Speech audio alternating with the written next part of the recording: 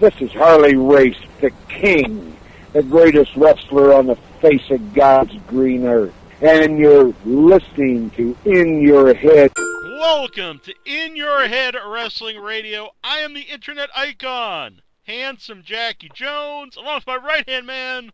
1-inch biceps, the power goat. How about that? It's pretty good, it's pretty good. I love that. I love that.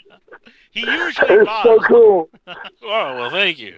I think that's the first I've ever had anybody tell me something I did was so cool. Yeah, it is. That's pretty damn cool. One is special, man.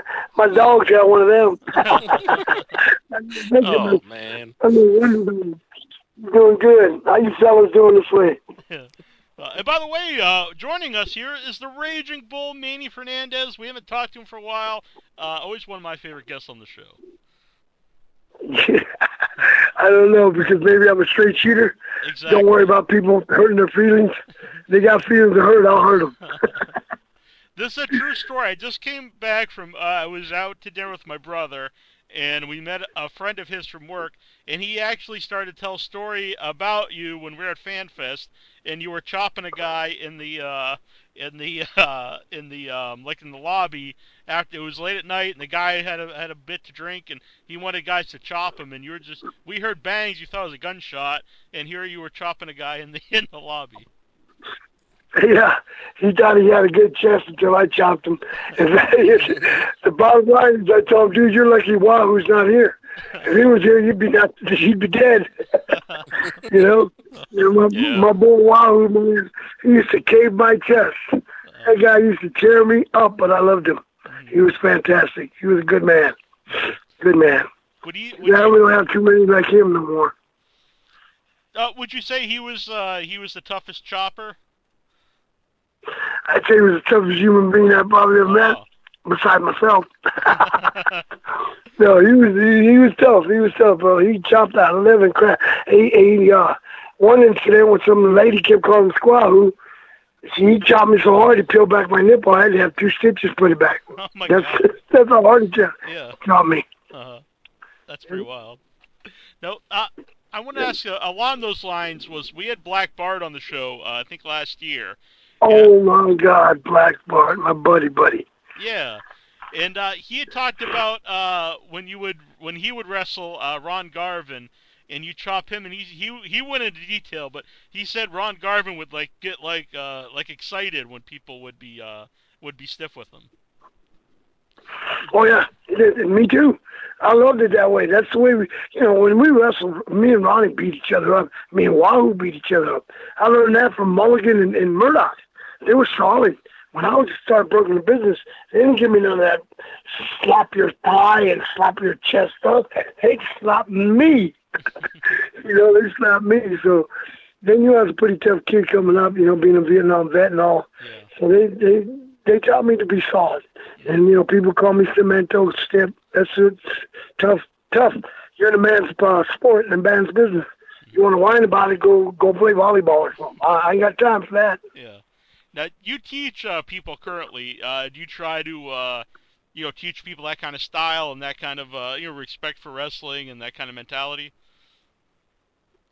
Yes, I do. I got my kid here, Stevie Rubio, and he's about the size of what's his name? What's that mask guy's name? I forget him. I forget the guy. I forget all the little guy. Rey Mysterio? Rey Mysterio. I'm kidding. I know his name, Rey Mysterio, but about that size. But he's been trained by me, so he's a tough kid. And I teach him. I started this new thing called continuous wrestling in it. I was just sitting in prison. So you guys come up. I was sitting in prison thinking about that because they threw me in the shoe for beating up some guy in prison that thought I was an old man.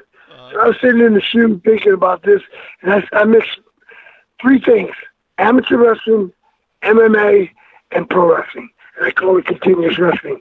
And it's just going in and out of holds, submission holds, counter that submission hold to another submission, choking the guy out, make it submit, doing pro wrestling, to combine, but not doing all that yang clown crap, flying trapeze act. Just being solid and showing your wrestling skills in and out of holes and submission holes, because MMA is getting pretty popular.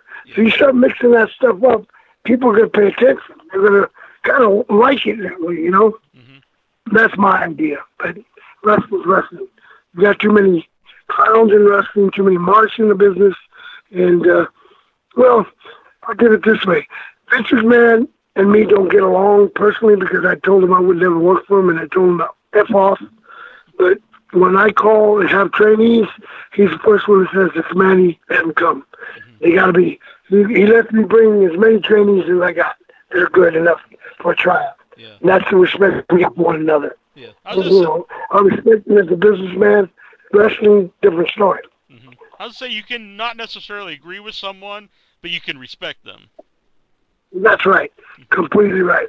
And, you know, we don't agree on the wrestling aspect. Business aspect, I give him all the credit in the world. Hell of a businessman. Does everything right, promotes his things, promotes his dolls. You know, it's like, if he doesn't sell out, he don't care. He's a billionaire because he's selling all the dolls and the rings. And, you know, that way you can't take away from him. You can't take that away from the man. But, you know, you copy things, but you make it your own. I always tell my kids, nothing's new in wrestling. Copy it, but make it your own. Be a star. You can't be a Hulk Hogan. You can't be Kirk Henry. You can't be a Manny Fernandez, Ricky Morton. You've got to be yourself. If you try to emulate all these people, you're just an idiot, basically. You know? Was there anyone, along those lines, was there any wrestlers that you yourself, like, that you didn't copy their stuff, but you looked at their stuff like, I'm going to take a little bit of this, I'm going to take a little bit of that? I took so much from Murdoch, Mulligan, Funk, Cherry, Dory, Harley Race, Sam. Well, I stole from everyone. There's not a real Wahoo, the Chops, you know. I mean, there's not a person I didn't steal from that was good. You just got to make it yourself. Don Morocco, King Curtis, them guys, they had all these different styles, and I just said, well, wait a minute, I can combine all this and make it different. I went from a flying elbow to the flying burrito, you know, my buff DET off the top rope in Japan. I mean, my knee off the top, my knee off the cage. I just kept building on it. I would take things. I stole that knee from Ray Stevens as one of the best ever. The bombs away. Mm-hmm. I took that from Ray Stevens and made my own. I mean, Pat Patterson, he had great stuff that he did. There's not a person, I tell you what, that I admired and watched wrestling that was good, not take something from them. I had to take something from them because they weren't good for no reason. They were fantastic for a reason. Right. So you got to take from everybody, but you got to make it your own.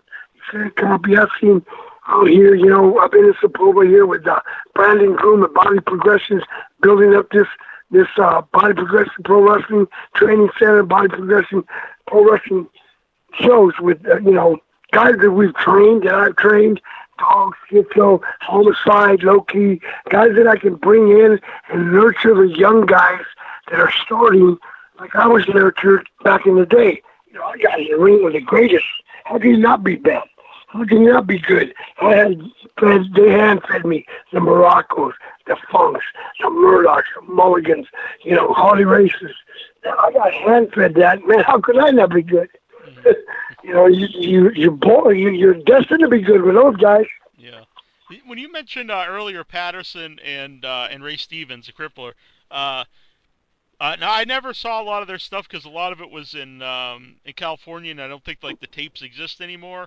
Like I see some old Patterson stuff in the WWF like old house shows, but did you ever like work with those guys? And I mean, so many wrestlers talk about them being like the best workers of like their era, or up there anyway. Look, man, when I was in Florida as a rookie in '79, they gave me, because I don't know why everybody thought that I was going to be the next greatest thing, you know, because Funk and all them backed me. And you brought in Ray Stevens to teach me how to tag team, because him and Patterson was the best tag team ever in California, probably. They put me with Jack and Jerry Briscoe to teach me how to six-man tag team, and those two were the best. So, yes, I worked with him. I enjoyed him. The Crippler was my tag team partner, you know, and I can tell you stories of him in Florida. You know, one time, you know, Ray Stevens ain't up but 5'9". I walk in the bar, and Ray Stevens standing 6'3", and I'm going, what the hell? What's he got on, stilts or something? So I go over to talk to him. I didn't realize he knocked the guy out in the bar. He's standing on his chest drinking his beer. Jesus Christ, they was tough, man. But the guy was knocked down. He was standing on his chest enjoying his beer. That was too much, man. That's awesome. And I also want to ask, 'cause you talked about, working stiff, I guess, but for people who maybe don't know, can you explain the difference between, like, working stiff and working dangerous? Oh, God, yes. We were the rules in working solid or stiff or cemento, as they call me, is you do not ever hurt the cross. The cross is down your nose, across your eyes, right? Mouth, nose, ears, the cross and the cross on the back. We learned to work solidly where a man's got a chest, a back where you can lay it in the back and chest. The fatty part of the thighs, that's okay. The fatty part of the back of the arm, that's okay. Kicking all that, that's perfect. If they can't take that, they're in the wrong business. Working dangerously, an idiot that does not know what he's doing, period. You think you know what Ricky Morton said it best at the last podcast. People that think they know what they're doing don't know shit. That's the bottom line. That's it. That's how people get hurt. That's how me and that idiot, what's his name, White, I forgot, the Vader White, whatever he called it, played with the Rams, I played with the Chiefs, so what? He hurt a lot of people in Japan. And me and him had a fallout in Japan. It was Murdoch, me, Orton Jr., and him in Japan. And he kept hurting people. And I said, hey, dude, there ain't no reason to hurt people. He says, well, you look like you're killing people. I said, yeah, that's the idea, dummy. Look, not hurt. He was hurting people, and that got me mad. And it got me even madder when the Japanese company asked me to help him out of work, teach him how to work, like I do, solid. I said, I ain't going to teach that piece of crap. Hell no, he's hurting people. And he bullies people. But I ended up doing it anyway. I can tell you. And he didn't even thank me. At the end of the tour, I sprayed all kinds of beer on him when I hit him in the head with a beer bottle. Yeah. If you know me, I ain't afraid of no one. What am I? I spent 2 years in Vietnam. You think anybody got better, worse than that? Who's going to scare me more than that? Ain't nobody walking that can do that, ever. Has any, I guess, fans or wrestlers ever actually got into a shoot with you, either in the ring or outside of the ring? I got stabbed 8 times in San Antonio. Oh, wow. It's Jenny's restaurant. And stabbed me. Tully Blanchard got in an argument with a biker, banditos, while I was in the bathroom. And when I came out of the bathroom, they're surrounding him. I'm going, oh, what's up? The guy goes, none of your damn business. I said, oh, yeah, it's my business now. Blah, blah, blah, blah, blah. Next thing I know, they're hitting me. And all of a sudden, I'm just like, dude, I was coked out of my mind anyway. So there you go, people, He stabbed me 8 times, and I thought he was punching me, and I kept going, why don't you hit me harder? And they were stabbing the hell out of me, and I didn't know it till it got me in the gut. It almost got my lung. And I knew it, So, but fans have got me. I've been shot in Lexington, North Carolina. Somebody shot me with 25.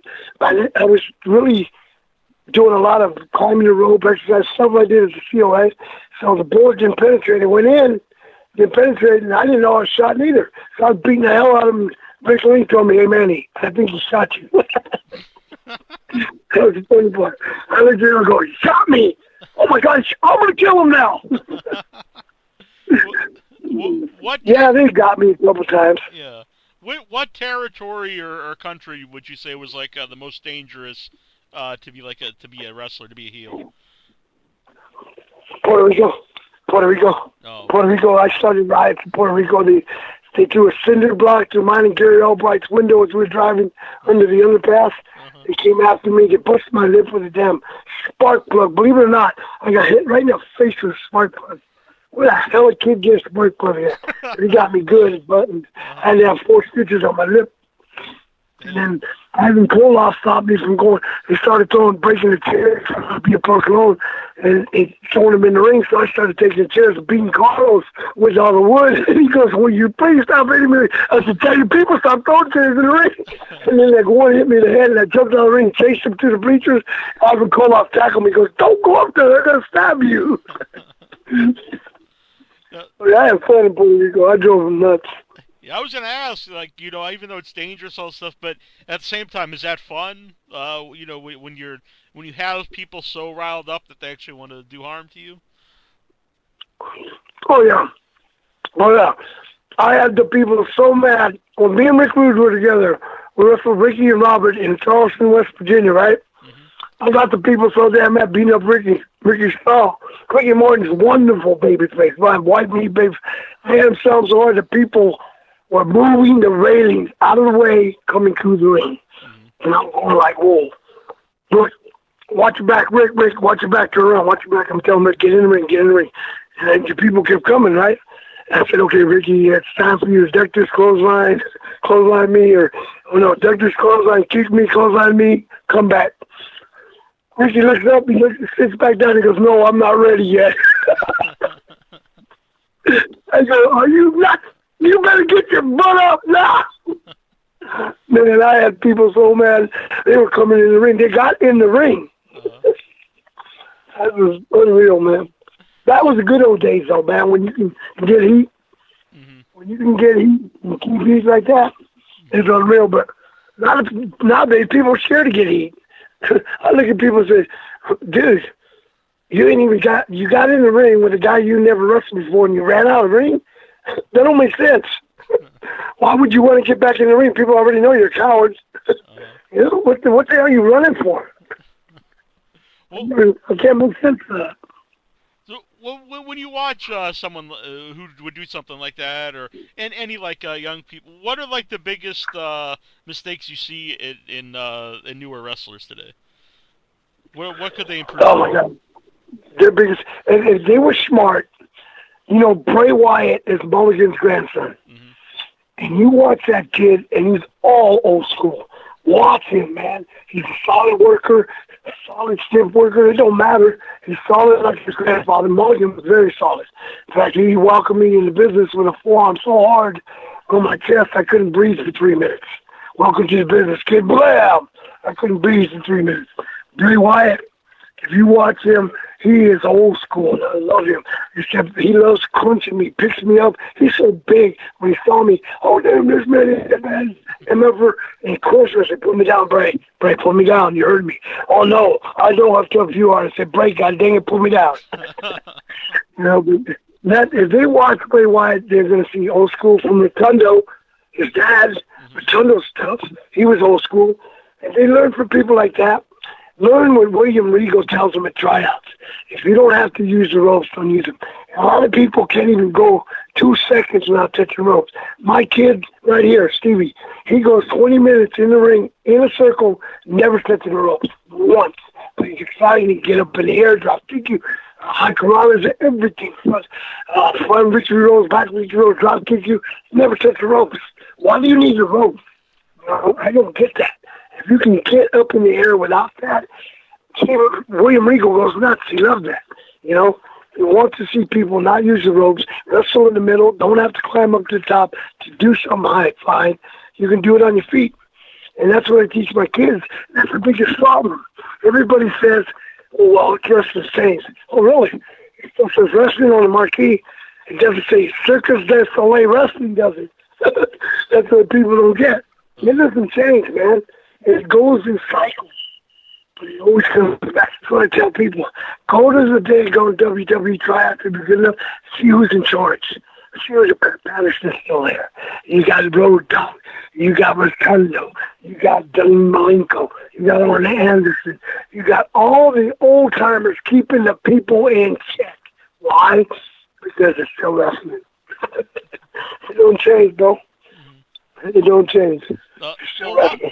Along those lines, what do you think of some do you watch TNA, and if you do, what do you think of some of the stuff with like the Hardys, with because that's really they suck. Plain loud, they suck. I should have knocked them out the first time I met them. I did scare them. I was gonna beat them up to try to hold up a promoter friend of mine. I was gonna beat the hell out of both of them. But you know what, dude? TNA is the biggest joke, and it's still no matter what. And the kid I love there is Shane Helms. Love Shane Helms. You know, poor Shane. He's on his own. He's trying to make it look like it's good when it's bad. No matter what you do, it's bad. It's bad. I mean, how many channels are you going? It's almost like as bad as Kevin Nash. He started off as Vinny Vegas, Diesel. If you got to be over them names just to get over, man, brother, you You're a loser. Well, there was only one Terry Funk that never changed his name. Doyle didn't change his name. Harley didn't change his name. Mulligan, Murdoch, they're over like legends of the business. Dusty Rhodes, Manny Fernandez. We don't change our names. We don't get over as who we are and do the things that we know how to do to get over and stay over. It's longevity in my book. The guys, the fly-by-night guys, CM Punk was there a couple of years. The Ryback, not even a year, I don't think. I told people when I saw Ryback, it won't last. I was right. I know Vince. I know what Vince wants. I know what he asked me to do, and I told him, no, go fuck yourself. I'm a man. He wanted me to put horns on my head, almost like he did Terry Taylor, my baby that I trained. Terry Taylor is my first trainee ever. He's doing great over there. Fantastic. And along the lines of Booker T, Booker T, I saw him and said, Manny, I tell everybody, you're the biggest influence in my life. You're the reason I'm here today. No, those kind of compliments are worth priceless. You can't put a price on that, bro. JBL, our Truth was so mad at me when he saw me, took my phone away and said, you ever get knocked out again, Pops? I'm going to beat your butt. Those are my guys, and I'm proud of them because they know wrestling, and they do wrestling. You don't have to do all that Mickey Mouse stuff. You don't. Look at, like I said, Bray Wyatt. Great race. Look at Cesaro. That guy loves me. He's always wanted me to watch his matches, and he went out the night I was at SmackDown. He did 2 of my moves that he saw on my fan page. He jumped on the second row, came back with a spine floor, just like I do with the burrito. That was so cool that he did that for me. He was awesome. Yeah. And those guys are great. That's what I look at. Him, Cesaro. He's a heck of a wrestler. Bray, of course. That other kid, I forget his name, but he was a wrestler in college. That good kid. And they wasted putting him with somebody like the stupid Myth. The Myth thing, he's a piece of garbage to me. They put him in there with the wrestling kids. They wrestled in college, and he carried his ass. So he made it a good match. But the finish sucked at the end of that ladder match. But who am I? I'm allowed to take guys to try out. I can guarantee my kids trained by me. I can guarantee a tryout. Get them in the door. They got to kick it down. I can't wrestle for them. People already know what I can do. So they're not wanting me, and I don't want to be on the scene of wrestling anymore. I'll take my kids there so I can see my boys, watch my boys succeed, and that's about it. I don't want a job there. I don't want to be nothing except William Regal told a story about how he marked out for me when he was young. And they're sitting there telling this in front of trainees, and he goes, and I try to do one of Manny Fernandez's moves, and that's why I got this scar on my head, because I try to copy him. He has some awesome stuff. And I said, thank you. And I pulled him to the side and said, you ever tell that story again, I'll kick your ass. Real quick about Cesaro, I think when you watch Cesaro, I think he's like one of the strongest guys in the ring, because all like the suplexes and stuff he does on pure strength. Yes, he does. And another guy that's real good that always the same team, Mr. Fernandez. Quit calling me Mister, damn it. Tyson. Who played what? Who's in? Titus O'Neil. My boy Titus O'Neil. He's so cool with me. He's another one that likes grabbing me and squeezing me. Guys, I try to tell them, dude, I'm old, I'm brittle, I'm 62. Y'all can't grab me like that. They just laugh at me. Oh, yeah, right. You're a tough guy. Yeah, right. They keep hitting me. I'm old now. But those guys are super. Yeah. Excuse me? I was just asking Intra if you had a question from Facebook or the chat room for you. Mm-hmm. Yeah, I have one from Facebook. Joshua Duncan Starks, he wants to know, were the strikes to Invader number 3 and the blood fountain that followed afterwards all a shoot? Completely. They try to get, you remember, the Bruiser, Frank Goodish, or a.k.a. Bruiser Brody, he was a West Texas brother, but he was really good with me. He took care of me in Japan, took me under his wing. Harrison and Hansen took care of me the first time I went to Japan. I didn't pay for nothing. Next thing I know, when I go back to Japan, I had 100 sponsors because of them. I love them guys. Stan Hansen, Bruce Brody, Dick Murdoch, Bob Orton Jr., Steve Williams, God rest him, in peace. But Steve Williams, them guys took damn good care of me in Japan for whatever reason, because they knew I hated Leon White, and I wanted to kill him if I'm so they kept me out of him. But, yeah, brother, that was legit. And if I could do it again, I'd do it again. I'd get the other one. So, like let's talk. I had a great conversation. Jeffrey Wilson did a great interview with Barbara Goodish. Jeffrey Wilson, the guy up here in St. Louis, great guy. He had a fantastic interview with her, and she was wonderful. You know, and I mean, I love the lady. She's a beautiful lady, but I love the man. Frank was great with me, took care of me. And I'll never forget that. I will never forget that. Plus, he's a West Texas State brother. You know, like all of us. We take care of each other in West Texas. We believe in that. Was it hard to go back to Puerto Rico after what happened to him? No, I purposely wanted to go back, but I was scheduled to go back out of Tokyo. But the Japanese company I was working for in Japan and Tokyo refused to they changed my ticket, so I couldn't go back there. And I told them, dudes, either way, I'm going to get there. They were scared that what was going to happen, and they were scared because I had signed a 3-year deal with them. They didn't want that to happen to me. But they changed my ticket and put me into Atlanta instead of sending me to San Juan. 857 area code. Who are you? My name is Adam. Manny, why is it that you think that the fans in like the Boston kind of Northeast area really didn't appreciate the NWA as much as other places did?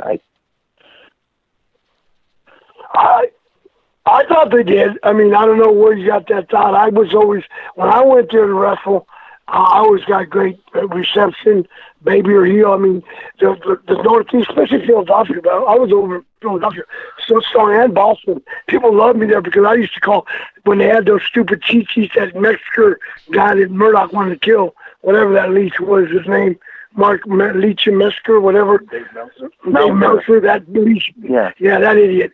Yeah, Murdoch wanted to kill. When we started the cheat sheets, people tried to call my high spots in Philadelphia. I said, Ricky, I shoot him up, drop down, leave out, drop kick. And the guy would say something, I'd slide out of the ring and say, you forgot to drop down, you damn idiot. Next time, don't roll my high spot. They shut the hell up. Shut clapping.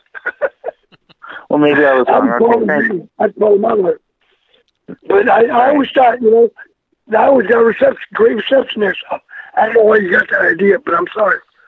No, it's just because I notice now that, like, even still to this day, the fans, like, don't appreciate, like, even, like, the cruiserweights or, you know, whatever, and they kind of buy into, like, you know, what they're producing. It's more like, like not a smarter... because I know I have a roommate that really hates the cruiserweights and appreciates, like, Roman Reigns and like that, so I don't know, maybe it's just... You got a good point. He's got a good point. You know, cruiserweights to be appreciated for 1 or 2 years, then they'll disappear again. It's just get a kick. It's like something like a fetish. They'll come in and I say this over and over. She hates them. I like them. She hates them. Yeah, but it's a fetish. It'll last 2 or 3 years and it'll be gone again, and you'll get nothing out of it. You'll get a St. Helens becoming a Hurricane or Cedric Alexander. I have trained a part of me. You know, he went to stupid school in Charlotte. I forget the name, but then he came to me, and I had him work out with Peter Casa and Cauliflower Brown, guys that are amateurs, and Cedric's a great amateur. And I had him work with me, tuned him up and stuff. But he's a great worker. I think when it's all over, the only one they'll keep is Bobby Cedric. Okay, have a good night. Thank you. Thanks, Adam. Actually, Thank you, Adam. He said about fans, I'm actually from Massachusetts, and I grew up in Massachusetts, and I always loved the NWA. But I think a big thing is in the Northeast, especially when I was growing up, there was so much WWF on our TV, so we got more of that. And anybody, you know, you kind of like what you know, and if you grew up watching a certain thing, you know, something else might seem different. But for me, I actually always preferred the NWA because I liked the. As did I. Yeah, there were certain guys I loved, and I always loved Piper and certain guys, but I, preferred. Piper. Yeah. let me tell you a story. My first match ever in the business, and a tag match. We were in San Jose, California, where I was a big deal in high school. 2-time state champion, All-American football player, linebacker and offensive guard, junior college All-American, unanimous selection, offensive lineman of the year. I had everything in San Jose. I mean, that was everything. And that first match ever in the tag was against Kevin Sullivan, Roddy Piper, against me and Dick Murdoch. And boy, did I have fun. I was so green, man. They just ribbed me in the ring, played with me, goosed me in the ring. They all knew I was real ticklish, so I had to keep a straight face because I was in the ring with the bump with Murdoch, and they would goosh me in the blood. Did keep me to the side in the headline. Man, it was fucking miserable. But it was a joy, man. They were great. Kevin and Roddy were great. Yeah. Great guys, man. Yeah. We have Ricky from Ottawa on the line. Ricky. Hi, Manny. I used to watch you in AWA in '88. Oh, yeah, man. I love that. With Wahoo and Ray Stevens, the bookers. Yeah. The Wahoo and Ray Stevens had the book. Yeah, that was great, man. Love AWA. It's a good time. It was cold up in Ottawa, though. It was cold up there. So, Manny, can you tell me about Vern? Because we always share different stories about Vern. Vern? Gagne? Yes. Vern was a good promoter. He was a great guy. He was a good boss. He let Wahoo and Ray. I have nothing bad about Vern. Vern was a great guy. His son was a piece of garbage. I couldn't stand that sucker. I stretched him in Decatur, Illinois. He'd come in there, Wahoo and Ray had the territory picked up with Wayne Bloom and Mike Enos and myself and, other people. Dewey come in every now and then. And he was great. Got back in the mix. He wanted to run everything, and I wasn't going for that, so I had to stretch his butt. And Ray Stevens and Wahoo laughed their butts off. But no, Gardner was a great guy. He was a great guy. I knew him that much. Working for him was fun. Nick Bockwinkel, he was awesome. I like Nick. Thank you, Raging Bull. You're welcome, sir. Thanks, Ricky. You're welcome. Along those, you mentioned Nick Bockwinkel. For you personally, who were the best or the of like the world champions that you saw, from your time period or you wrestled with? Oh my God, dude! I got fortunate. I wrestled every world champion: Terry, Dory, Harley, Briscoe Jack, right, and then Nick Bockwinkel. Hey, bro, I would be lying if I could say that any of them were not. They were awesome. Every single one of them. Everyone had their own style. I enjoyed it. The only world champion I hated, and I was told by Jim Crockett after I shit canned him over the top rope that I'd never wrestle him again. And I shook Jim Crockett and said, "Thank you so much, Ric Flair." He sucked to me. I wrestled all them guys. I wrestled all the world champions. It was NWA, AWA. They were fantastic. Ric Flair was horrible. Horrible. What makes him horrible in your opinion? It's the same shit every night. Every night. I mean, I wrestled him twice, and I said, "Man, dude, I'm not gonna shoot you in. You'll flip over the corner, run down the ring track, and when you come off the elbow, I'm gonna punch you right in the face." I'm not doing that. I just couldn't. I got so tired and bored. He does the same thing over and over.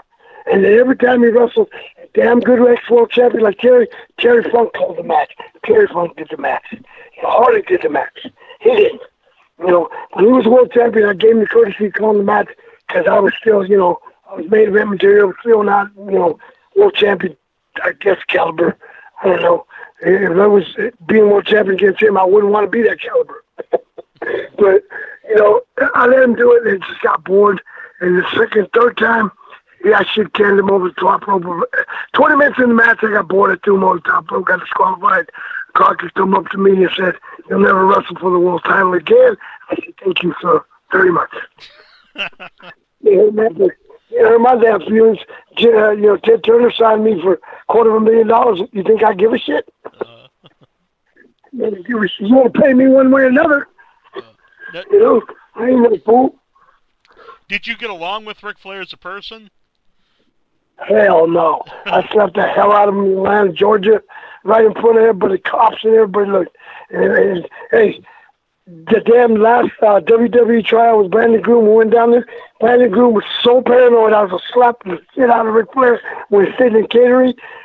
I looked at him and said, bro, calm down. I ain't going to slap that old man. And I go, so, and slapped him on the back. I said, what are you doing, old man? You doing okay? He looked at me and goes, oh, Manny Fernandez. Oh, God, Manny Fernandez, how you doing? Yeah, everybody was looking at me like, oh, shit, man, he's going to do something. JBL told some guy, he goes, hey, man, Manny Fernandez looks like he's upset. He goes, when Manny Fernandez is upset, you'll know it. He can do anything he wants to do. So, what about the what about the Crockett's themselves? Did you have a good relationship with the Crockett's? Yes, I did. I had a great relationship with Jim Crockett. In fact, when he went under and come down to Dallas when I was running the Global Wrestling Federation, he came and visited me and I invited him. Jim Crockett was fantastic. He put me on the contract for $500,000 a year. And he trusted me with everything I did. His brother, David Crockett, I hated that piece of shit. I even took a shit in his briefcase. Show my bad, I hated him. Between him and Paul Jones, I shit in Paul Jones' hat. The new hat he got, that Stetson. I shit in David Crockett's fucking briefcase. And every time I did something like that damn Brad Armstrong, who I love to death, one of the Armstrong, would stooge me off. Paul Jones said, if I find out who shits in my hat, I'm going to kick their ass. He jumps up in the plane and goes, Manny Fernandez did it, and I want to see you do that. I said, thanks a lot, Brad. Thanks a lot. Why did you do that to Paul Jones? Well, Rick Rude hated him. I hated him. We didn't need him. Why? He stooged me off. Manny Fernandez got another bar fight, Dusty, with Jim Crockett and Manny Fernandez doing coke up in the room with a bunch of women. That's why. Why would you stooge somebody off? Yeah. I mean, Jesus Christ. I hated Ric Flair. I didn't stooge him off. I hated a lot of people. Tully Blanchard got me stabbed. I didn't stooge him off. I beat the hell out of him on the Crockett Cup in the dressing room, but I didn't stooge him off. Yeah. I'm actually glad you mentioned that, because why did you... like I said, I love that era of wrestling, but I never understood Paul Jones as a manager, because I didn't think he was like a very good talker. And so I didn't think, like, why would he be because usually the manager's like a great talker, and like Rick Rude's a great talker. Like, why would you, what was kind of like the point of the guy? I know. That's it. Rick Rude hated a brother. Rick Rude, I used to laugh. I posted all these things. The guy, William Dog Hamilton, he did my fan page, bro. He did a fantastic job on it. Because I never do. I don't keep up. Remember, I didn't want to be a pro wrestler. I had the dream of playing in the NFL 15 years and retiring. I only played 3. So the only recourse I had, I couldn't go work 9 to 5 for nobody. So I became a pro wrestler because Murdoch and Funk and Mulligan said, kid, whether you like it or not, you're going to be a pro wrestler. And here I am going, no, I'm not. That shit's fake. Because 4 guys just kicked my ass in a second. And they were determined to get me to be a pro wrestler. So I did. I mean, of course I did that. But Paul Jones, Rick Rude, man, hated him so bad. I mean, it was laugh. At the polls, you can see me laughing. It's just watching. I post things. I go, see, this is why I'm laughing. Rick Rude's face. Look at Rick Rude's face. He's so mad at Paul Jones. He shoves him to the side, hands him his belt, tries to get him out of the picture. He tries everything in the world to try to get rid of him out of the picture, man. And Paul Jones keeps talking. I'm going like, God damn, dude, shut the fuck up. Oh, I'm sorry, guys. Yeah, you can say the podcast, man. Yeah, you can say anything you want to hear. It's fine.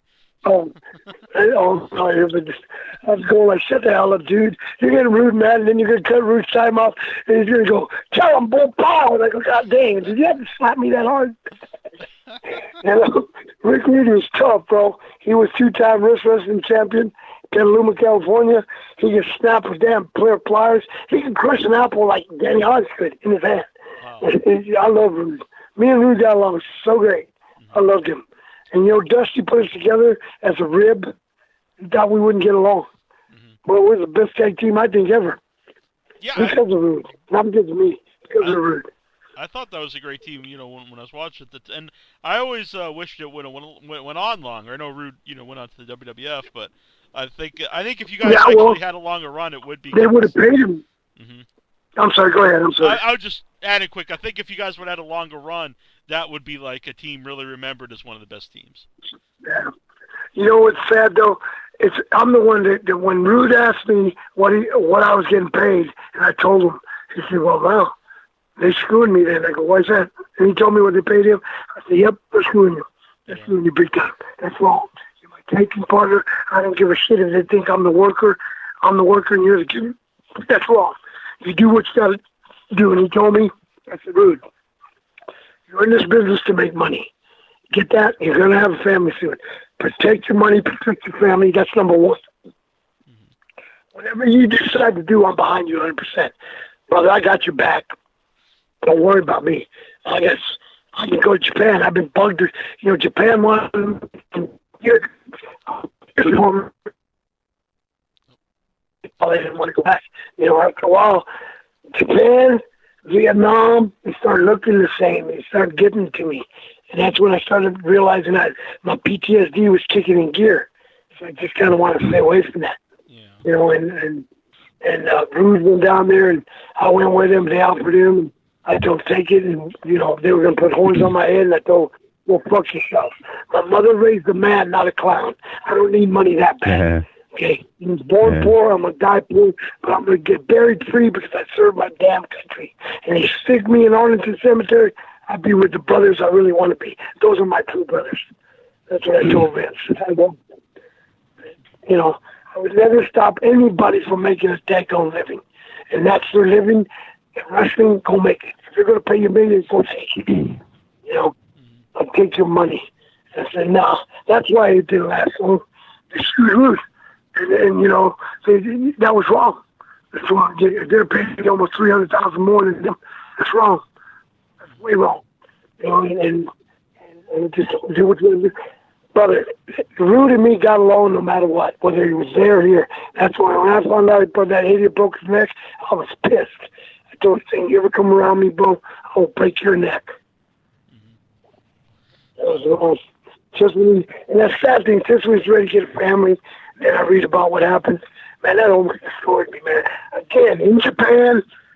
Just like the Brody thing, when I was in Tokyo, they told me, again in Japan, he told me about Rude. I'm going, what the hell, man? I better stop going to Japan. I'm losing my best people I know. Every time I go to Japan,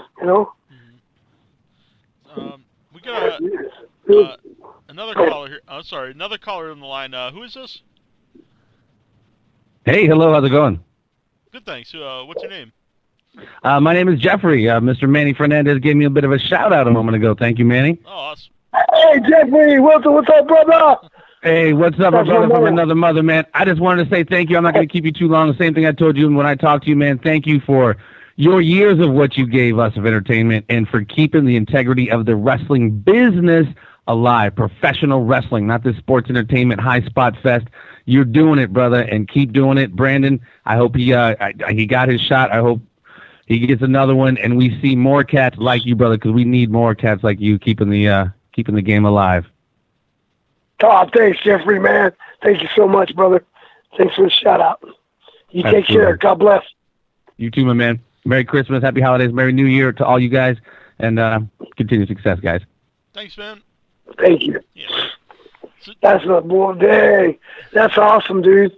That's awesome. That's Jeffrey I was telling you about. He did the podcast for me and Ricky Morton. Oh, okay. That was great. And Brandon Groove. Yeah. Brandon Groove. He's a great guy, man. He does MMA. He does MMA, the fights at MMA. He's got his own thing. He was almost going to be the announcer and the broadcaster for that new league in Kansas City called National Wrestling League. National Wrestling League. I think it's a league put together in honor of Harley Race. That would be awesome. Yeah. But he's like you guys. You guys are awesome too, man. Well, you guys got it together. 1-inch biceps, man. I love that. Sir. Well, thank you, sir. I appreciate it. Yeah. So you mentioned a couple times about Vince wanted to put the horns on your head. So what was like the pitch for the character? Was it you're going to be Raging Bull, but with like yeah, it's just kind of like you did the Red Rooster, and I would have been the first Hellboy. Before Hellboy came out of the movie, that would have been me. Nah, bro. You know, like I tell people, wrestling was good, fantastic, beautiful. I love it. I'll fight you. I'll fight, protect it to the death, just like I did my country, and I still do my country. Hey, you notice my post. I stand for the flag and I kneel for the cross. Along with my brothers overseas protecting our freedom. I always believe in that. You know, I believe in wrestling the way it should be and the way it should be taught. Wrestling is the greatest thing I ever got into because it gave me a great life. 2 beautiful girls in college, one a scholarship, one because she got a brain. Not like her dumb daddy. She's a brain, 189 IQ. That's a brain. That's a brain. And they're kicking butt there. But wrestling got me to the point where, man, I've seen the world. I've seen the world in another means instead of going over to see the world fighting for my country. I got to see beautiful people across the ocean. That, you know, I got a lot of Japanese friends. I got Russian friends when I went to Russia. Sergei Sengiyov and Sarasov, they still stay in touch with me. They think I'm crazy. They think I'm nuts, but they're great guys, man. I mean, I got to meet Dad. I got good friends with Carlitos Colon's sons, Carlito and all them. Every time you see me WWE, hug my neck, oh, brother, we know what happened over there.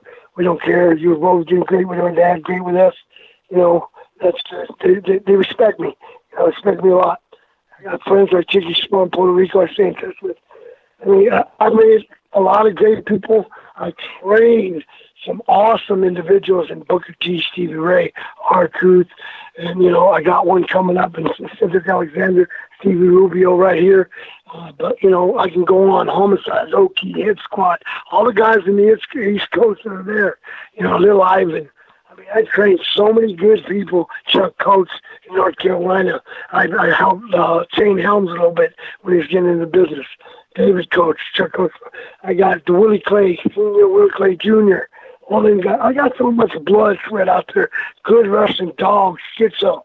I mean, these guys are fantastic wrestlers for the profession. And the way I do it, the way I teach it. Sometimes, if you run into one of my guys, I remember R2 told me this story. He said, man, why is it every time I tell people that you train me, their eyeballs get bigger than silver dollars and they leave?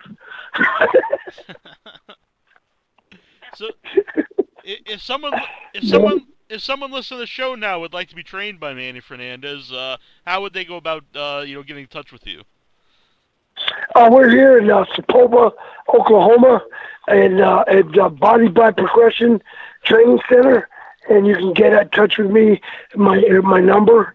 You know, Facebook, I am me on Facebook. Tell me what you want. It's best to be on Facebook. Tell me, and we'll give you the training centers. We got three Tulsa, Sepulveda, and Bristol, Oklahoma. Brandon Green, Body by Progression. We're training everybody there. And in San Antonio, we're going to be setting up a training center there. In El Paso, Texas, we're going to set one up with George Rodriguez and Chicano Pride. My brother in El Paso, he just did a big run. Chicano Pride did for Toys for Tot, raised over 2,000 toys and to give to the needy kids there in El Paso, my hometown where I was born. I got that connection there. I got so many good people surrounding, doing good things in pro wrestling and helping us out with the kids that are needy. My homeless vet program, homeless vet, I love my veterans. I try to do everything for the homeless vets, generate enough funds through wrestling, usually wrestling, and the American Legion.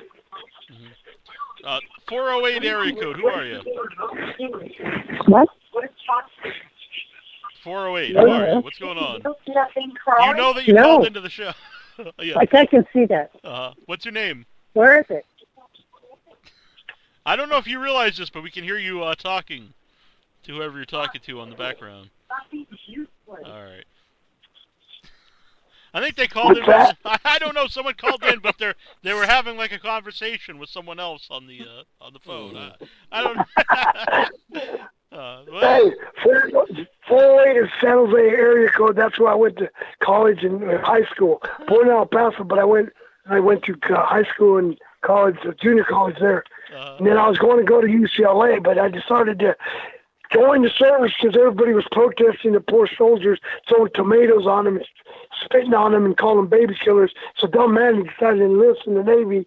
Could have stayed in the Navy, been simple, but it was too easy. So I decided to become a Navy SEAL, and they kicked my butt.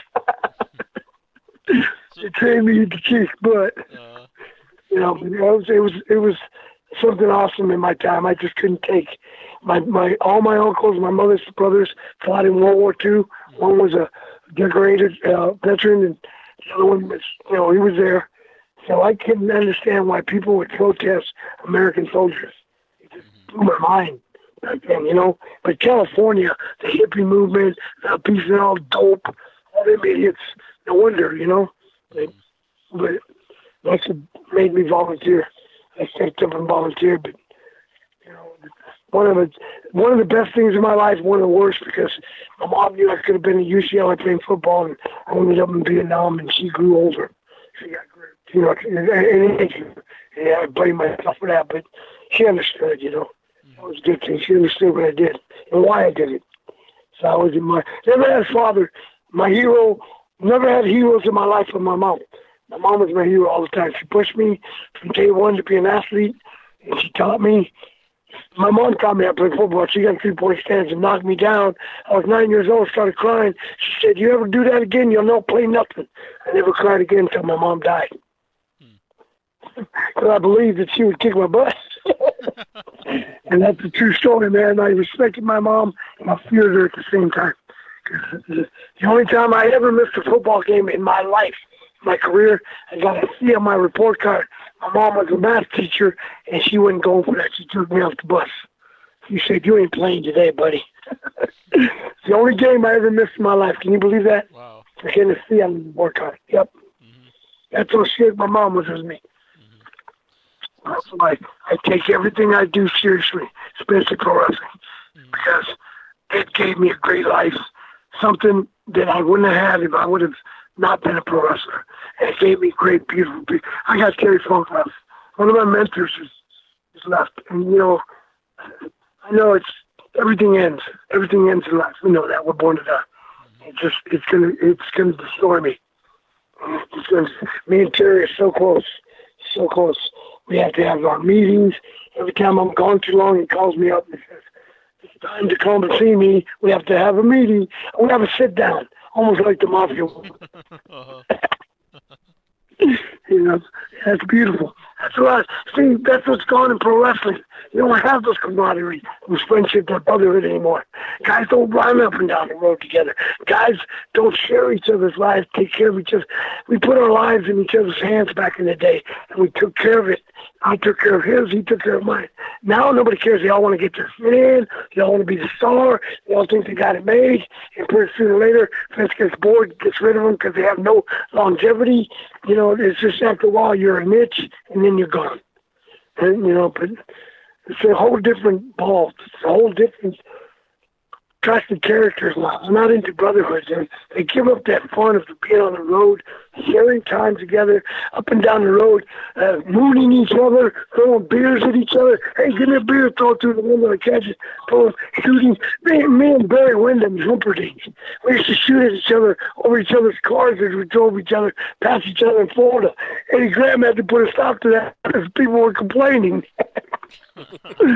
You know? We do goofy, man, you know, goofy stuff the wrestlers used to do was fun. You know, the Briscoes set me up. Another. Yeah, so just, if you call into the show, I turn the show off in the background. Sorry, Manny. 408 area code. Are you actually with us? All right. We need to hang up on them. Yeah, I'm not taking that call anymore. I don't think they know how to operate the telephone.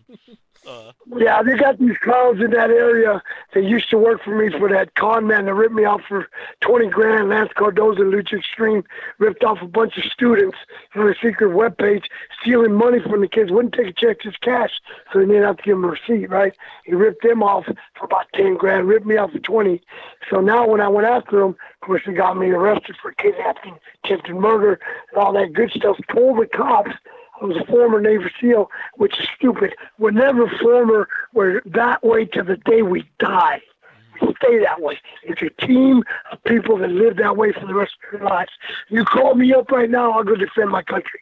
I would die in a minute to put my shit back on. The gear they got now, put my M60 with them drums back. They got drums now, not bandoliers. I'd waste that them people. They don't want me to go back in there. But, you know, those clowns have called me up at 2, 3 in the morning, all doped up out of their heads, calling me all these names, saying what they're going to beat my butt. But, hey, dudes, I'm right here. I live right here. Come on down. Come on down. Come have some of this. But they never show up. They're cowards. They do a show called Hood Slam, which I call Hood Shit. They get stoned out of the gourd, go in the ring, drink liquor in the ring. One guy dresses up with Rugrat Tony wearing a damn diaper, sucking a bottle full of 100% vodka. Those are the guys that I want to wrestle. Right. That's not wrestling, bro. That's not wrestling. They call themselves the Stoner Brothers, trying to emulate the Steiners. Rick Steiner and me and Scott get along, and I'll guarantee you, if Steiner's got a hold of them clowns, they'd rip them in half for doing that shit. And they think it's funny. Oh, they Steiners can't touch us. Really? Why don't you go? There's the two clowns that went to WWE NXT tryout. Quit in the first hour. The first day, first hour they quit. Drink calisthenics. Their warm-ups. What's that thing? And they quit on a guy I trained 30-some years ago, Terry Taylor, the guy I called the gentleman of pro wrestling. This guy is the nicest guy ever. Never said a bad word about anybody. He's a great guy, fantastic gentleman. And they quit on him? And you want to challenge me? Are you nuts? I would kill you. And that's the truth. You know, they come here running their mouths. They're stupid, ignorant people. They're probably the ones calling you in the background acting stupid because they've been trying to get on my Facebook page with other idiots saying, oh, they're going to kick my butt. You're an old man. You're nothing but I'm the bag boy. I carried everybody's bag. I never drew a dime. I carried the bags of Rick Rude and Dusty Rhodes and Hector Guerrero. Good. At least I carried somebody that was good. You know what I'm saying? I'd rather be the best Dusty Rhodes, Rick Rude, Hector Guerrero. At least I know I had good partners. There was somebody. You know? I'd rather be a bad boy for them than not be a bad boy for anybody. We actually have a question in the chat room about Chavo Sr. He wants to know if you have any Chavo Sr. stories. Oh, my God, me and Chavo Guerrero had great stories. We used to pick me, Chavo Guerrero, Tiger Conway Jr., trained Tom Pritchard, you know. And we used to, poor Tom Pritchard, when we punished that guy, my God, Tom Pritchard's another fantastic bloodline of mine in Chavo's, and we punished him, man. We would make him do rats. You go on with this right? No, I don't want to. Yes, you are. You know, and one time we was in a place called Mi Tierras in San Antonio. And we're sitting there, and I was sitting, me and Chavo were eating, and these cops were staring at us like, what are you guys doing in this fancy restaurant? We're going like, why are you staring at us? So all of a sudden, me and Chavo looked at us and went, fling the finger. And they were so pissed off. They come running there, and they go, what are you doing that for? I said, freedom of speech, bro. We're talking to you. And that's what I fought for, and that's what I'm giving you. Why the hell are you staring at us? No business staring at us. What, we're in here eating? What, you think we can't pay? We pulled out $100 bills and threw it on the stand, and they left us alone. I don't know why they did that. It was stupid. You know, everybody in San Antonio know me and Chavo Guerrero Sr. And, you know, it was dumb. And then he left me in jail overnight when I beat up an idiot. And he left me in jail on purpose. He said, that'll teach you to stop fighting. I said, Chavo, get me out of jail. Nope, I'm going to get you out in the morning. So I said, okay. He got me out in the morning. But by the morning time, I had called Domino's and ordered 100 pizzas for the jail. They actually almost delivered 100 pizzas to the jail. And then Chavo arrested. He goes, I'm not believing you did that. You could have gotten a lot of trouble. I said, oh, wow. I tried to get me out of jail. So, we had fun. I love Chavo Guerrero Sr. All the Guerreros. They're my brother. I grew up with them. I taught Chavito Jr. in the backyard of his grandma's field in a ring with nothing but boards. Nothing, no padding, no nothing. We were taking bumps on boards. That's how good that kid is, man. And of course, Edwin, we used to call him Edwin. We miss him. You know, we had fun training him when he was young and amateur wrestling. And Chavo coached me at Jefferson High School to AAU state title in freestyle. Chavo coached me when I was there, a senior there. I took an AA national title with Chavo was my coach. Yeah. And then, of course, we wrestled each other. Man, to this day, I could have swore. You know, he said, he thought he beat me. He finally, about 3 years ago, he asked me, tell the truth. You let me go, didn't you? I said, yeah. So I did. I didn't want the kids to see me beat the coach.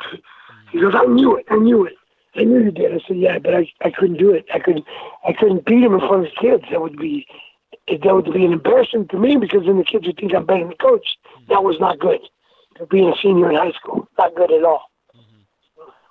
I was tough. I'll tell you that much. When I wrestled, I was tough. I was no joke.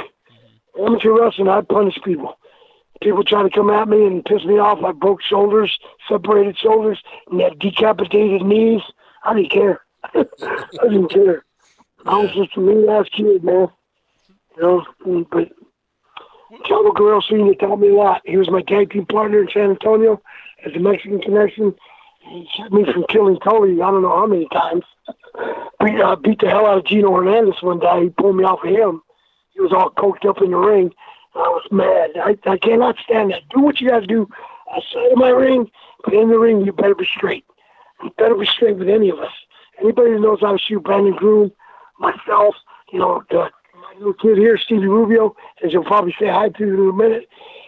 I taught them all. All my guys, from Gary Taylor to damn Homicide, Loki already knew stuff. You know, Booker T, I taught them all how to shoot. You defend yourself in the ring all the time, no matter what. They defend. They know how to do sambo submission. I taught them all of my submission holds. They know how to put you down. They know how to put you down. That's why R-Truth told me, that's why everybody looks at us like you're going to hurt them because you tell us how to stretch people. I said, oh, well, if they can't take it, well, they shouldn't be in the ring. They shouldn't fuck up. That's just me, man. That's just me.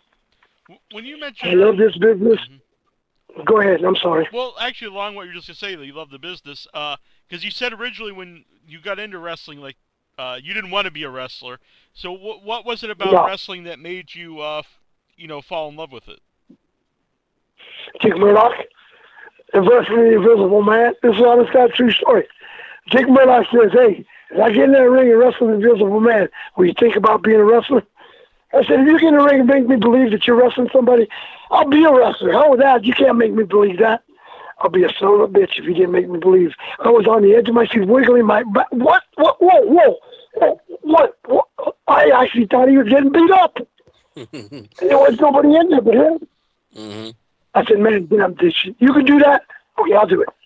But I told him, I'll do it only because I'll be the best pro wrestler there ever was. And he went, I don't doubt it. But he did. That's what got me convinced in pro wrestling. He convinced me in the ring without nobody that he was wrestling the Invisible Man. They said one thing about Dick Murdoch. Terry Funk said this. Dick Murdoch can work with a broomstick and make it look good. That's how awesome my full-time mentor was. He was that awesome. Again was my part-time, so was Terry and Dory. But my full-time mentor was Dickie. Hey, brother, trust me. Dickie put me through it. He made me earn it. He didn't hand it to me. He handed me nothing. He handed me Florida. We said, okay, you're ready. Here goes. You're going to go meet Dusty Rhodes and Eddie Graham. He handed me Florida. That's where Terry Funk dropped the strap and made me the biggest thing in pro wrestling because of those guys. And one after another, he brought in my mentors. First came Dickie, then came Dory, then came Mulligan. They told me it was Harley. They knew I was ready for Harley. But how could you not be ready for Harley Race when you wrestled all them guys? If you couldn't be ready for Harley Race after doing all them guys, you're a freaking idiot. Was another question from Facebook or the chat room? Yeah, I had one from the chat room. Ultimate Beef, he wants to know, who do you consider the toughest guy in wrestling? That's a hard question because I know the toughest guys in wrestling. And it ain't me. I know it's just one of the toughest guys in wrestling, Terry Funk. You know, Homicide's a pretty damn tough kid. Booker T, that's Batista. Anybody I train, R-Truth, all them guys are tough. You know, the toughest guy I ever considered in wrestling legitimately is in heaven.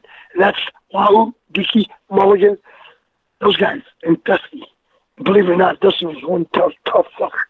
And Dustin Rhodes was one I thought that had a great reunion with at SmackDown, you know, and we know.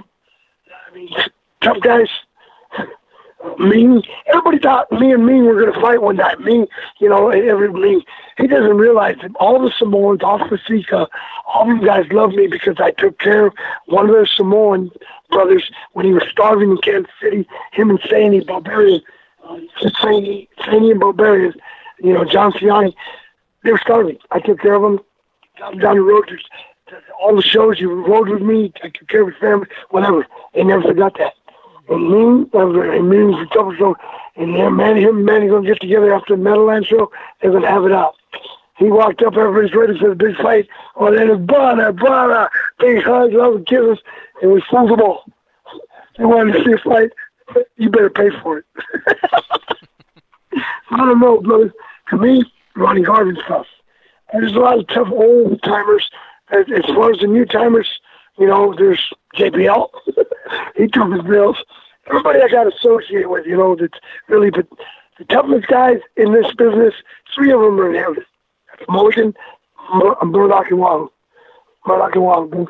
Those 3 guys, now, what soul on this planet can touch right now? When Terry Funk's sitting at home. Everybody thinks he's Terry Funk. I've seen Terry handle himself in bar fights, Whiskey River and Amarillo. Terry's really tough from the good. Yes, he is. So, brothers, in my era, we didn't have to prove we're tough. People knew. People knew who they wouldn't mess with. And a lot of people will tell you, they didn't mess with Manny Fernandez, but I wouldn't mess with the guys I mentioned either. You know, those guys I wouldn't mess with either. On the opposite end of that, who are some guys that fans might think are really tough, but in your opinion wouldn't be tough at all? Tully, Blanchard, Ric Flair. Tully, Blanchard, Ric Flair. Stephen, what's that little sissy's name? What's that musclehead's name? I forget his name. I can't forget his Lex Luger. He was the one. Oh, man, Lex Luger, man. He got so scared of Bruiser Brody in Lakeland, Florida, when Brody kicked him in the face. He jumped over the fence, jumped out of the cage, ran in, packed his bags, and ran home. That's why he tried to say Bruiser Brody abused him. And another one, Goldberg. He got beat up by stupid. He said William Regal stretched him so bad because he thought he could beat William Regal in 30 seconds. Goldberg trying to say he speared me. I called him from Japan. Say, hey, dude, I'm Manny Fernandez. I'm in Japan. I'll come to Atlanta and I'll come look you up, pal, and I'll guarantee you won't spear me. Cause I'll put your head up your ass. You know, Goldberg, another. He said, "Oh, William Regal abused me, hit me when I was down." I said, "Really? Then get up, idiot! You shouldn't be down. You're so tough. What are you doing on the ground, fool?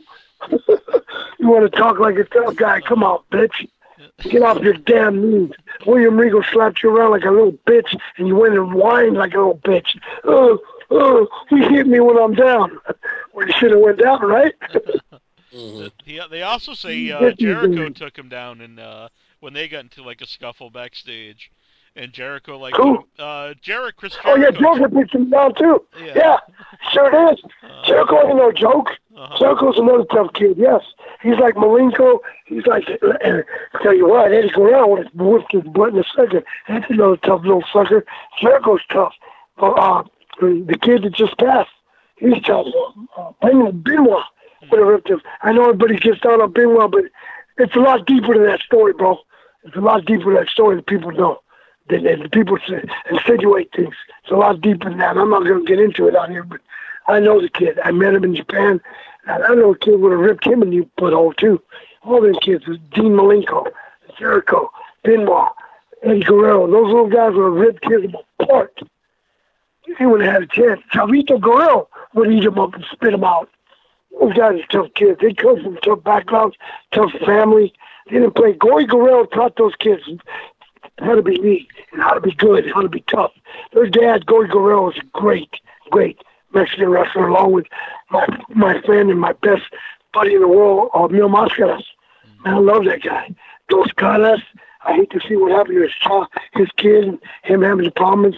Pedro Guayo, all them guys. Alcanic, those guys, they love me because they said, Manny, amigo, you're a great catcher. I said, it's all right, pitch, baby, I'll catch. All you got to do is pitch. I'll be your catcher. And that's why Mil Máscaras loves wrestling me. I never missed him.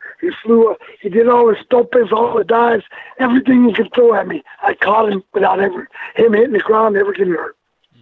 And those fantastic people. You're talking about tough guys, all them guys.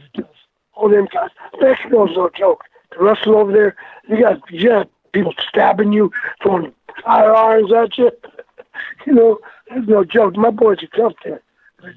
The guys I mentioned, ain't nobody telling them, bro. Mean, tough, and Alphaseca, tough as nails. Barbarian, those guys, you don't want to play with those guys. And don't piss them off. I kept them from getting killed in Puerto Rico. They got so mad at the cop, and the cop said, you're going to go on there, we're going to shoot him. I said, whoa, Santa Mate here. Don't be shooting nobody. I'll get him under control. Calm down, y'all. They went crazy. Those are my boys. They get crazy. We just got to calm them down. You mentioned crazy living there. No problem. No. I mentioned Tully Blanchard. You mentioned Tully Blanchard a couple times. What are some stories with Tully Blanchard, and why don't you think he's a very tough guy? Why? Yeah. Anybody that would run away from a fight and let me get stabbed 8 times and go down the street going, he's got a knife, ain't too tough. Hey, brother, I was raised on, you don't leave a brother behind. We leave no one behind. No one. That was our motto, Vietnam. That's my motto for the rest of my life. I don't leave no one behind. No, not even that piece of garbage. If we was in a fight today, I'd still back his ass because he's one of us. That's the sad thing. He's one of us. And I can't leave that down. I live by that motto. I will not leave a brother behind. Ever. I don't consider jerk-offs like those super Nandos. Those ain't brothers. I'll bury them in the ground. You want to talk dope? You want to get in the ring and be a drug addict? You're not a brother. We don't do that kind of stuff. That's not wrestling. I'm sorry. That's not wrestling me. I'll bury them brothers. And they talk because they want to hurt me. They're going to whip me. Come do it. I'm an old man, 62 years old. What are you scared of? Tully Blanchard, tough. No, his girls, Beth Blanchard's better than him, tougher than him. Yeah, I see the work she's good. Just like Charlotte Flair is wonderful. She sees me, she hugs my neck at the WWE. She's great. Hey, it's like Peter Costa says, watching Charlotte Russell is making wrestling come back. She wrestles like a wrestler, like Alana Kai, like Judy Martin, Joyce Grable. Those, Wendy Richter, them girls were sense. That Mula, the best K Nobles. The boys would steal her bumps, copy K Noble's bumps. That's how good she was. Penny Weaver, Penny Bonner and Penny Bonner Weaver, whatever. Them girls are awesome. That's Sonya Flair. That's Natty Neidhart. That's my girl, Lisa Fox. Them girls, my girl that trains them. Them girls know wrestling. They're taught wrestling. It's not the girl that trains the girls. Trains them my style. She got trained by Mike Monis, the guy I trained. He goes, Manny, all this stuff that I'm teaching is yours. I said, right on, baby. Keep teaching it. They look fantastic. Charlotte Flair is great. Best Blanchard is great. Alyssa Fox, Natty Neidhart. Them girls can wrestle. They remind me of beautiful Lanakai. Lanakai is unreal. I've always admired her. You know what she calls me? She calls me Killer. She gave me the name Killer. She's too much, man. I love that girl. Yeah. I honestly think right now, Charlotte Flair is one of the best, just the best heels in wrestling, men or women. I think she's doing a great job. Yeah. Hey, one of my trainees, Peter Costa, he's in Evolve, he's in Dragon Gate, he's fixing the sign. He does better stuff than Neville. He can outdo. He used to be a gymnast, pro surfer. That guy could balance on a damn walk the wire, high wire. That's how good a balance he has. And he gets his flips 10 times higher than him. Oh my God, I got a video of him doing it. So John Cone at WWE and went, oh damn. Yeah, oh damn, he's good. But he's with Evolve, and he's with Dragon Gate in Japan.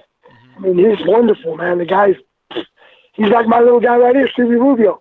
Stevie Rubio could do all that stuff, put them together, and they'd be unreal. But they know how to wrestle on the ground. And then they show you off. Why? Show your wrestling skills. Boom, boom, boom. Then hit them with a high-fly maneuver. But they know that you can wrestle first. Any monkey can do trapeze. I can do trapeze at 62 years old. Be amazed what I could do at my age. With ALF, PTSD, liver disorder, Vietnam combat disorder. Hell, SWAT team came after me because the guy told me I was a former SEAL, and I killed a bunch of people. They came after me with shotguns, gun draws, and a K9 dog. Damn. And I was in the ring training. I said, man, were you all after me? Here I am. Put your hands in the air. I said, y'all lucky I didn't know you were coming, because if I knew you were coming, you'd have a surprise. But no, I wouldn't have done that to law enforcement. I love them guys. They were just doing their job, man, what they were supposed to do. But enough of that. Wrestling is awesome. You guys are awesome. Promote wrestling on your show. Keep it going. Keep it strong, man. Keep kids like Stevie Rubio that love the old school. People that like the old school that Facebook me on this. You know, love the old school ways. Hey, bro, it's the old controlling the new. New is good. New is going to evolve, but you have to have the foundation. We have a foundation, and that's what creates the new. Do you think when like the territories started to go away, that's when some of that kind of went? It was harder to find like that foundation in wrestling to teach guys like the basic stuff before they would learn all these other new things. Oh yeah. But you know what? With the death of Eddie Graham, I had a notion, and my notion was right, that sooner or later, NWA was... Eddie Graham was the strongest president ever. He kept NWA tighter than the Mafia. When he was the president, he had his 9 territories. He sat at the head, and he said, bam, bam, bam. And that's the way it was when nothing got done. Nothing got done. Eddie Graham was tight, man. And everybody knew he had the richest territory in Florida. He had the damn sheriffs under his belt, because Boys Ranch, you contribute so much to the Boys Ranch. He kept it all tight. He kept us all in line. Everybody knew the position. If not, you did something stupid, you got blackballed for life. Period. He never worked the territory. He never worked some rinky-dink, independent, whatever, fly-by-night promotion they had back then. They didn't have too many. But you wouldn't have been NWA. You would have been locked out, blackballed, gone. Well, and once that happened with him, I had a feeling. I got the notice to go to Carolina. Dusty Mulligan told me, hey, kid, give your notice. Give your notice. Dusty needs you in Carolina. I went, oh, God, things are going to change. So I gave my notice to Mr. Blanchard. I love Joe Blanchard. He was a fantastic man. I told him 2 weeks I got to leave. I got to go to Carolina. I went out. We did it back then when you went out professionally. A lot of people know that I'm an asshole. I'm a total asshole. I really am. But professionally, when I had to do something, I did it. And I did it in the middle, no matter what. It was done that way for me. I was doing that way for somebody else. And when I left, I dropped the step to Clear Brooks. Sold out arena at Hemisphere Arena. They rioted because there was a barbed wire cage match, and I ended up, getting beat the way I did. But hey, they rioted. That was my last night there. Went to Carolina, and I just saw the writing on the wall. I knew it, and it was coming. And eventually it came. And nothing you could do about it. You just hang in there and do your job. And, Dusty was my booker for 25 years of my career. I love him to death. Hated him sometimes, but nobody would have ever kept me in the business that long. I was the biggest pain in the ass. I beat up people in the dressing room, didn't want to do shit, knocked out Jimmy Garvin, put him on top of me, pinned myself on purpose. I did stupid, dumb shit, but Dusty would never let me go. I was just pissed off. Something went wrong. He said, get him in the ring. And he got in the ring. I said, no problem. You got. So, you know, I love Dusty very much and all my mentors. And this business has been wonderful to me. It's given me the joy of training great people, watching hey, bro, it's like I told people, well, you train, some idiot asked me, well, you train so many guys that good, how come you're not a rich man? I said, I'm rich and you know, pal. Every one of my people tell you who they train by. That's priceless. That's priceless, brother. Can't put a price on that. Name one guy that's put that many guys in the spotlight in pro wrestling. Outside of Dory Funk Sr., none. Dory Funk Sr. put the best in the business. And I copied him. I copied the greatest, Dory Funk Sr. He put a lot of people, Bobby Duncombe, Van Hansen, Frank Goodish, Rhodes. I mean, Ted DiBiase, he helped with that. You know, Tully Blanchard, he helped with that. I mean, come on. Even I hate Tully, he was a great name in the business. Great worker. I'll give him that much. Great worker. I stretched him a couple times in the ring. In fact, J.J. Dillon told me one time when I was stretching him so bad, Savannah, Georgia, he goes, Manny, sooner or later it's got to be a work. Sooner or later you're going to have to let it start working. I went, damn, you're right. Which, in a weird way, I think, because I always liked Tully because he seemed like very unlikable, so I thought he was a very great heel, but maybe he was in real life, too. Maybe that's why he was a good heel. I don't know. But... no, he's a preacher man now. He's one of them born-again preacher men, you know, but I don't know, you know, what he's like now. I knew what he was back then. He was an ass. And I was an asshole, but not the people. Not the people. You know, I tried my best to acknowledge people, try to be straight up. Any of my kids, if you ever interview any of my kids that I train, they'll tell you, Manny Fernandez, in an interview, Stevie Ray went, this man is real. This man, I don't care about anybody says about it, he's real. He stands by you till he dies. He will die for you. And that's true. You come for me, something happens. I mean, Homicide one time and me, in a bar fight, Homicide thought he was going to protect me. He went to stand up. He stood up. He goes, what the hell happened? I said, I already knocked him out. He was mad because I already knocked him out. I said, dude, you don't have to protect me. I can protect myself. Well, somebody gets in your face, I'm going to get him first. Those are my kids. My kids have done that. You know, Booger's done that. Stevie's done that. I mean, our truth is always called jumping me for being crazy. You better stop being so crazy. But that's just, I love my guys, and I love this business because I've been opportunity to train guys like that and stay something like that. They would do that for me. Yeah. You know? And I'm still doing it. I still enjoy it, and I'm still doing it. What level guys do you train? Like, would it be someone who's has no experience, or would it be guys that have a little bit and you polish them up, or is it all different levels? I've done polished. I've groomed guys. I started guys 14 years old. I had a 14-year-old kid. He was so good, but Mr. Cardozo ripped him off, so he quit. I have Stevie just turned 19. He was 17 when he started with me. He's here with me. He's been kicking butt for getting yelled at for 2 years. I mean, I yell at him, but anybody will tell you, Manny Fernandez, he'll yell his ass off at you. And they'll tell you, the thing about Manny Fernandez, if he's yelling at you, he likes you. If he goes quiet, you better run. That's it.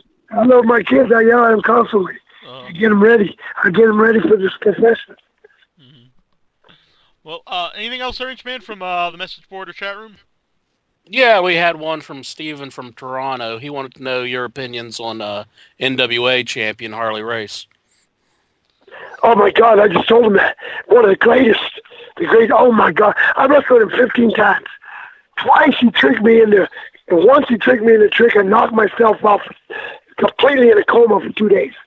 Because I completely flew over the top rope and landed on my head on the basement center on the cement head first. Second time, he asked me, hey, kid, you think you can hand yourself? I said, I never tried that, sir. He goes, well, it's easy. Just put your head and shoulders through the first and second rope, go through, kick your legs over, catch the rope, and it'll hang you. I said, okay, so I'll try it. And he shot me off. He dropped down. I went through the ropes, I hung myself, and I heard him tell Frenchie, oh, shit, the dumb kid really did it. And then he comes over to Frenchie and he goes, I can't believe the dumb kid tried this. And he pushed himself up on the rope, which makes it tighter around my neck. And I'm going, oh. And he goes, Frenchie goes, when Frenchie came over and put his hands on the rope, and he goes, oh, yeah, man, he did own himself. And I'm going,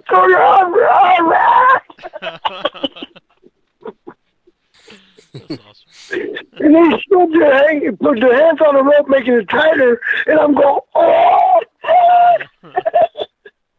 And he said, I think we're going to let the kid loose. He's turning purple. And they loosened up the rope and I dropped straight down, boom, right on the concrete. They were laughing their heads off, man. He went back and told Dusty, he said, I can't believe that damn kid actually did it. I had some unreal matches with Harley. But if it weren't for Harley Race, I wouldn't be where I'm at. He never beat me. We went 90 minutes twice. We went an hour 13 times. He started a riot in Miami Beach with all the Latin people. When they were trying to call me the Latin Lightning, I hated that name. I was Raging Bull, but Latin Lightning not. And we went there, did that double thing with just about the 90 minutes over. He's going to the pole. Reversed it. He went in belly first. I came back, gave him belly the best suplex. He lands. 1, 2, 3 as the bell rang before he hit the 3, but it simultaneously, everybody jumps up like I beat him, and the referee raised both our hands, and what a riot. Man, what a riot. It broke through tables, through chairs and windows. What a riot. The Latin people went crazy. Man. Yeah, Harley Race is awesome. Awesome. That's another one I love. When you mentioned Eddie before, and all the Guerreros, when Eddie won the world title in WWE, what was that? What was that moment like for you? It was one of the best. Everybody was used to, we did a Cauliflower Alley when Cauliflower Alley was good. Didn't have all the marks running it, right? We did a Cauliflower convention deal. They honored the Hispanic wrestlers, and they honored me as a big. And then I'm going like, what? They honored me for it. What happened to Pepper Gomez, Neil Moskins, El Santo, Vicky Romero, Jose Lothario, all these people that came, the Pedro Morales, Jose Sada, all these great Hispanic wrestlers way before me. What the hell you honored me for? I honored them. I'm disrespecting by taking this award. And they all said, no, you got to take it because you're the only one that went worldwide. You put the name out there worldwide. The Hispanics could do anything worldwide. And I said, really good. Eddie Guerrero's the world champion. I never was. That's worldwide. That's the damn champion there. That's the way I felt. Eddie was awesome. It was a joy to see Eddie. It was a complete nightmare when that happened, but it was a joy to see him be world champion, brother. It really was. It was. I'm hoping one day my little guy right here, Stevie Rubio and Royo, will be the world champion at WWE. I'm pretty sure he'll get a shot. Yeah, well, I'm looking forward to seeing Stevie here. What kind of style would you say he works? You said he's a high flyer, but has the fundamentals of the mat wrestling. He does continuous wrestling. That new wrestler put together. He's got MMA, amateur, right, and then he does the lucha style. Then he does the American style. He does a great American flying head scissors that you guys haven't seen in years. He's done that. He's got that. He's got the Mexican head scissors. He's got it all. Especially the high flying styles of doing, basically. But what I love about him is he goes chain wrestle. Doesn't need the ropes. Doesn't need to get up, jump on the turnbuckles to do it. He could do it off the other person. Boom, boom, bump. Use his legs and stuff to bounce up. Use the other person's body to brace himself and go up in the air. What would you say your style is, Stevie? Here's Stevie Rubio right here. Hey, guys. Hey, Stevie, how's it going? I'm good. Yeah. So, give us an idea if we saw a Stevie Rubio match. What would be in for? It'd be mostly Manny Fernandez stuff, chain wrestling, tough block moves when the time is right. Now, when did you start training with Manny? I started training with Manny about a year and a half ago.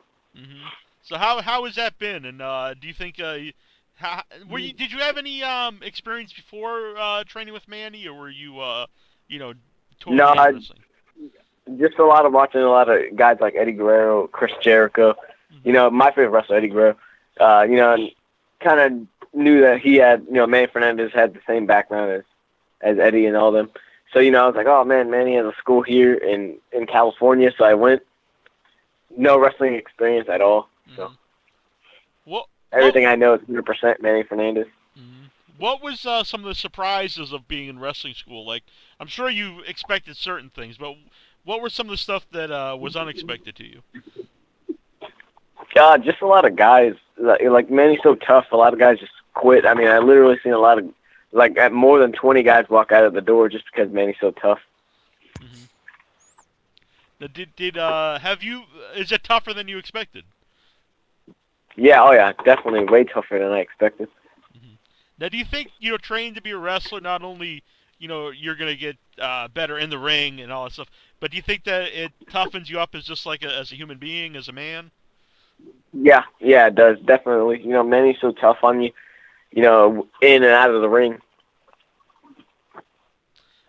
What are some of your aspirations in wrestling? Where would you like to see yourself?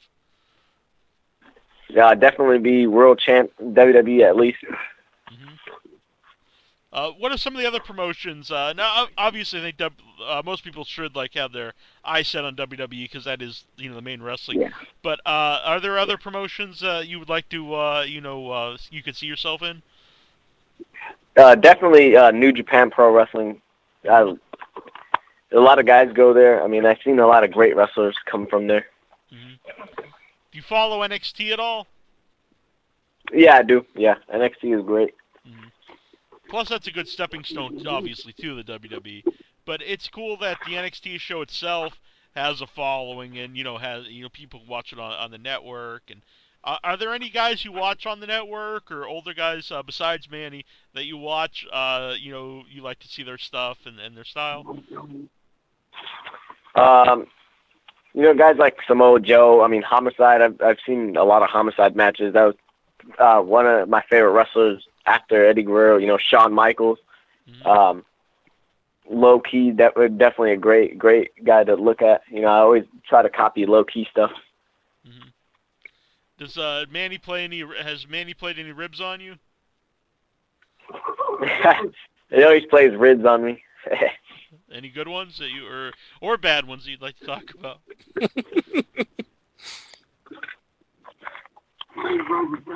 any memories? He always makes me ride with Brandon Groom. What was that? I'm sorry, I missed that. I'm sorry. He always makes me ride in the car with Brandon Groom. Why would that be a rib? He always falls asleep. He always passes out on you mid-sentence. Maybe you have to tell more interesting stories. I don't know.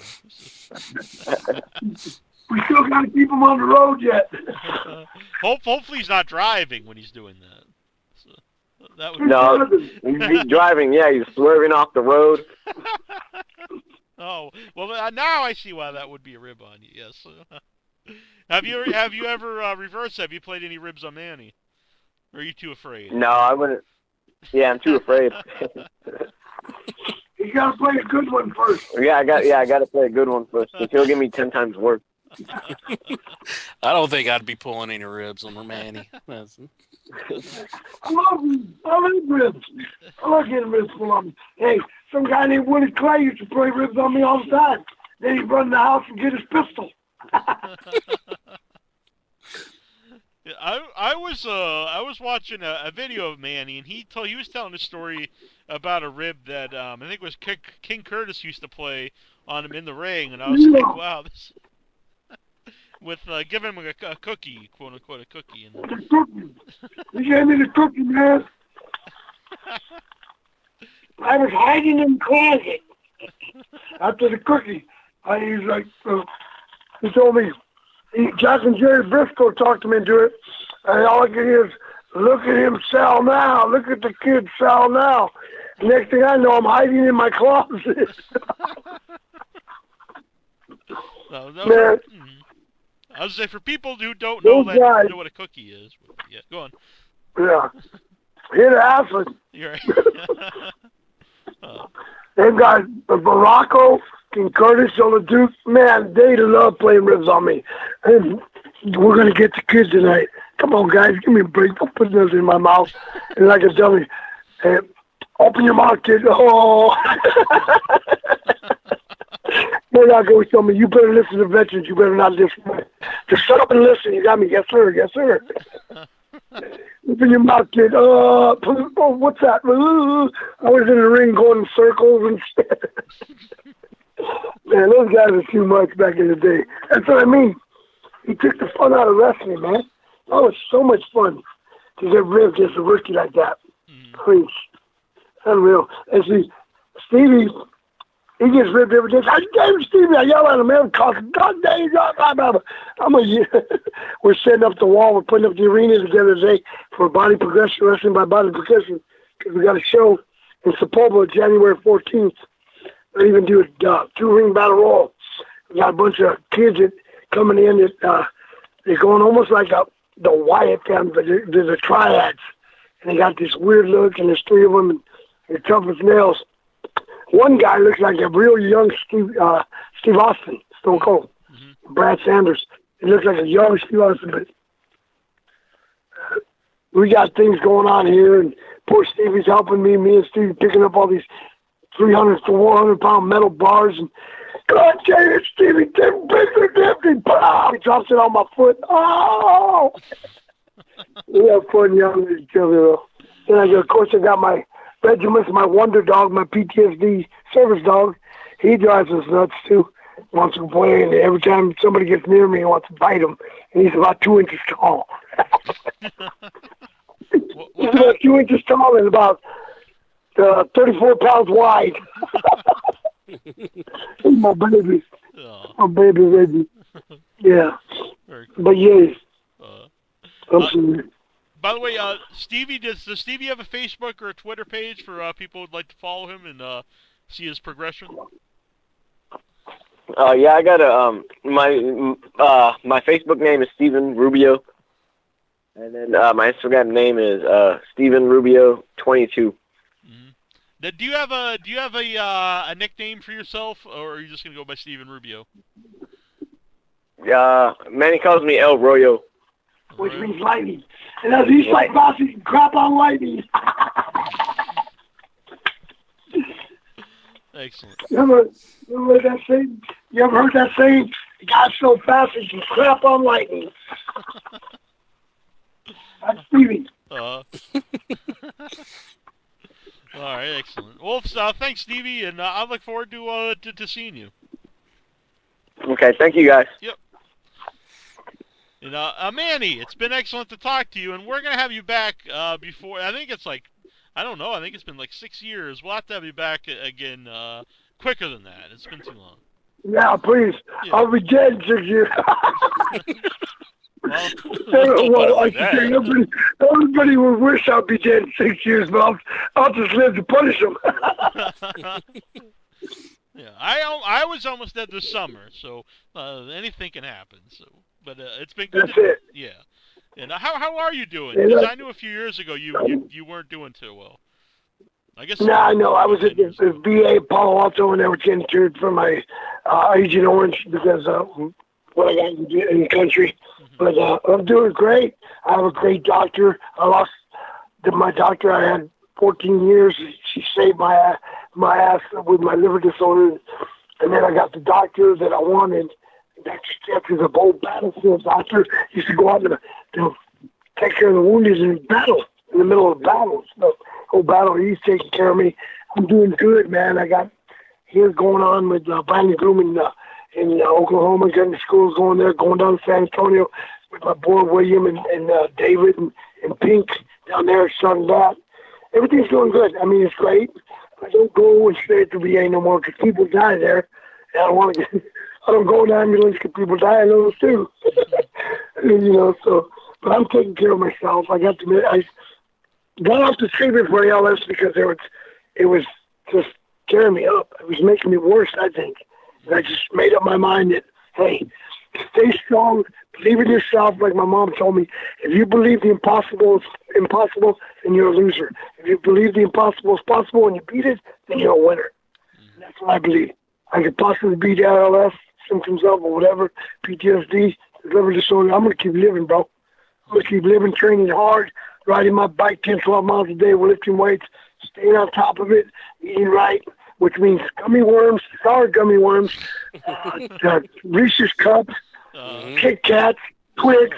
That's easy right to me, brother. Sounds like a good diet. Yeah, that's my daughter's diet, too. That's why he's 2 feet tall. I mean, 1 foot tall and 34 pounds. He eats gummy worms, sour gummy worms. He eats everything. Sour bears. He eats everything I eat. He eats right now. He's having a Sonic's burger.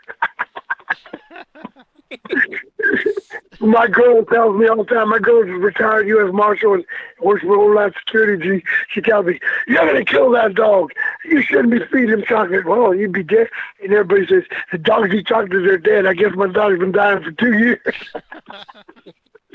He's a chocolate-eating fool. He eats more chocolate than I do. I'm puppy. I'm a little puppy. Yeah, man. You guys are great, man. Thank you so much. Thank you guys are wonderful. I appreciate what you're doing. Thanks. I appreciate this. You keep the word out there, like Jeffrey said. Keep it all. Keep it real, man. Keep it real. Thanks. Keep it real, brothers. We'd love to have you Merry back. Christmas. Yeah, Merry Christmas Go to ahead. you too. And you sound in good spirits, and that's good to hear. And I hope you, I hope you have a great Christmas too, and Happy New Year. All right. Thank you guys so much. Thanks, I hope you have a good New Year coming in. Stay in touch, bro. Keep on my Facebook. I'm going to post everything good about you guys. All right. Excellent. This is Ivan Koloff, the Russian Bear. Yes, I've wrestled many times. I had the pleasure defeating Bruno Sammartino, WWF champion. But I want to encourage everybody to listen to InYourHead Online.com, the best in the West and the East.